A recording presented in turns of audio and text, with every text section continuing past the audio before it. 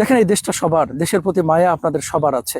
যারা দিনের পক্ষে কাজ করবে, ইসলামের জন্য কাজ করবে, দেশের মানুষের কল্যাণের জন্য কাজ করবে, এই মানুষগুলোকে আপনারা নির্বাচিত করেন।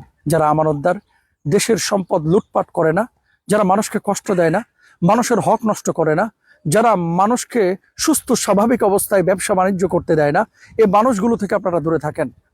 আপনার এলাকার সবচাইতে আমানতদার সৎ মানুষটাকে আপনারা নির্বাচিত করেন। এখন আপনি বলবেন, হুজুর ভোটটা কাকে দেব? এই যে মূলনীতি বলেছি, এই মূলনীতির আলোকে আপনারা ভোটটা দেন। নবীজি হাদিসের মধ্যে বলছেন, কুল্লুকুম রাইন ওয়া কুল্লুকুম মাসউলুন আন রাইয়াতিহি, তোমাদের প্রত্যেকে দায়িত্বশীল, প্রত্যেকে তার দায়িত্বের ব্যাপারে জিজ্ঞাসিত হবে। সুতরাং একজন সৎ মানুষ, আমানতদার মানুষকে যদি আপনি নির্বাচিত করেন, তার সৎ কাজের সওয়াব আপনি পাবেন।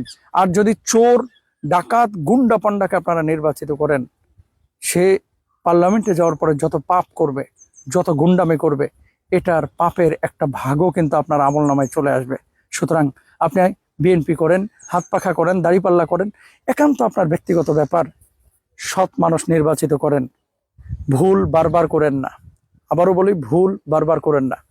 কমেন্ট বক্সে লেখেন ইনশাআল্লাহ তাআলা কি আসছে এবারের নির্বাচনে বাংলাদেশের ক্ষমতায়।